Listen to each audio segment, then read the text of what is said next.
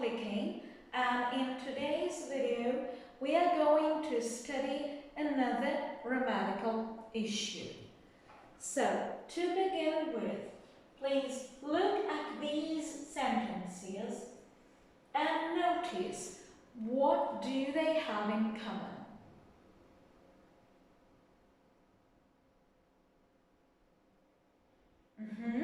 I hope you've got the answer. Yes, all these sentences are aimed at transferring someone else's ideas, not your own ones. And the structure which we use to do this is called reported speech. And this is the structure we are going to study today. So let's get started. First of all, I'd like to remind you that there are three types of sentences based on their communicative aim. Number one is orders, commands. So where the aim of these sentences is to make others do something. The next type is statements. They might be positive or negative, but their main aim is to give information to your communicative partner. And the last one is questions, which are obviously aimed at getting information for yourself. Why did I recall these three types of sentences? Probably some of you do remember that reported speech is formed differently with these three types. And we'll start with the first type. Look at these sentences. What is their aim? Visit me next day. Don't tell Jack about it. Follow me. Be quiet. Don't worry. Don't leave me alone. So obviously these are orders and commands where people attempt to make their communicative partners do something or prevent them from doing something. Well, let's have a closer look at how these sentences are transformed into the reported speech. Look, we start with a subject, who gave the message. Then there is a verb, as usual. I hope you all remember the swamped rule, Subject, verb. Subject, verb, subject, verb, subject, verb, subject, verb, subject, verb. Then we've got object, of course. In this case, object is the addressee of the speech, the person whom we want to do or not do something. Jane asked me. The policeman ordered us. Mary told her kids. Jane advised me. Ian asked Jack. Do you think the object is a necessary part of this sentence? Be careful, read through the examples and yes, you've noticed it. And begged not to tell Jack about it. So we can make reported orders without the object, without telling who we want to do or not do something. Okay, after the object, there is the action which we want a person to do and not to do. What form does the verb take? Look, Jane asked me to visit her. Anne had begged not to tell. The policeman ordered us to follow. Mary told the kids to be quiet. Helen advised me not to worry. Ian asked Jack not to leave her alone. So it's infinitive right here. It's infinitive, and if we want the person not to do something, the not is where? Correct, before the to. Yeah? So, to make reported orders, we start with the subject. Then we give the reporting order, like ordered, asked, told, commanded, begged, etc., etc. Then there is the object, yeah? The object, and infinitive, full infinitive. He begged me not to tell Jane what had happened. But there are a few more things which we need to think about, which we need to remember. To start with, we are to change the words which mark the time. Yeah? Why?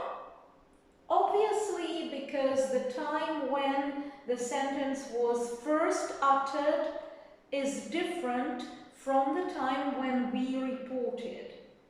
This is why we changed now onto then. Yeah?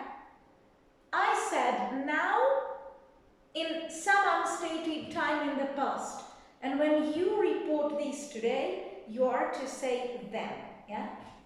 In the same way, today becomes that day, tomorrow is the next or the following day, yesterday is the previous day or the day before, next week and next year is the next or the following week, year, or whatever. Last week, last year is the previous week, the previous year, or the year, the week before. Again, also might be previously or before. Here becomes there because it was in the place where the person told it, not in the place where I am now reporting that. Yeah? And this or that changes into that.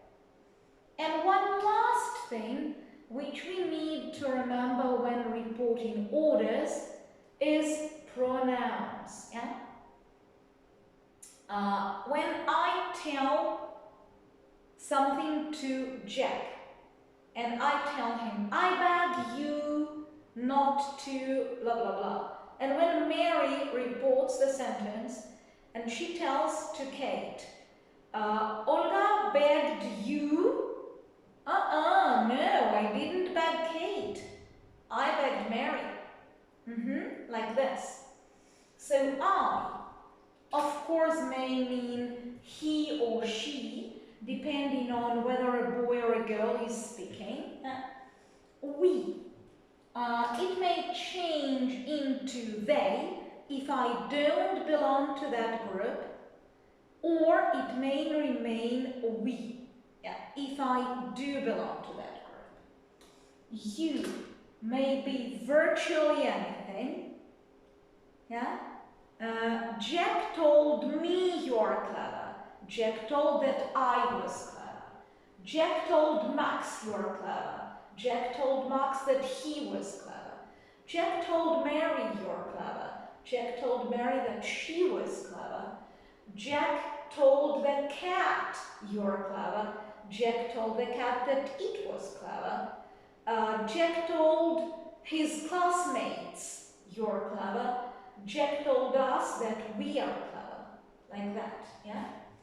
And the third person pronouns, they, he, she, and it, they do not change. They remain the same. So that's it with reporting orders. You just put the verb in the infinitive and don't forget to change time and place markers and pronouns. And when we start discussing reported statements, which communicative aim is to give information, here is the first thing which usually comes up to the people's minds when they hear about reported speech. And this thing is tense changes. So look at the example. Jack lives near me. Elle said Jack lived near him. So we've got present simple, and in the reported speech we've got past simple. I am swimming, said Anne. Anne said she wasn't swimming. So present continuous becomes past continuous. I have been to Egypt. Mary told me she had been to Egypt. Present perfect becomes past perfect. I missed the train, past simple. Lucy complained she had missed the train, past perfect. We were watching TV, past continuous. Jane explained they had been watching TV, past perfect continuous. I had seen him, past perfect. Alice admitted she had seen him, also past perfect. I will go there tomorrow. Will, future simple. Mark said he would go there tomorrow. I will have done my homework. Jane told me she would have done her homework. So, let's have a look. Present simple becomes past simple. Present continuous becomes past continuous. Present perfect becomes past perfect. So we can say, we are to make a back shift, like step back from present to the past. With the past simple. What does it mean to make a step back? Yes, right here, it's past perfect. And for past continuous, what is a step back? Yes, correct, past perfect continuous. And for past perfect, how can we make it step back? Right, exactly. There's no step back. That's why past perfect and past perfect continuous, they remain the same. Future simple, step back. Will it be present simple? Correct. No. It will be future in the past simple. The same, future continuous and future in the past perfect. But, goodness, you don't have to remember these complicated names.